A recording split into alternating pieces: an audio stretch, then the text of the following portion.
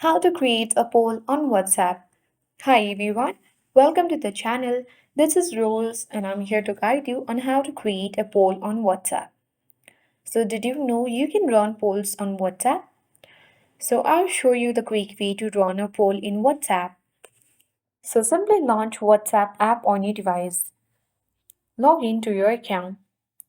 Head to any group chat where you want to create a poll on WhatsApp. Now tap a paperclip icon under this message section. Select poll. Now ask a question. Once completed, go ahead and tap on options and add any option as per your choice.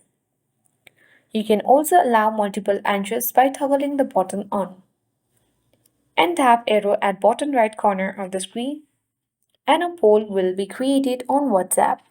Now participants can tap on their preferred answer and everyone can see the results. That's it. If you found this helpful, don't forget to like and subscribe for more WhatsApp tips. Thank you for watching.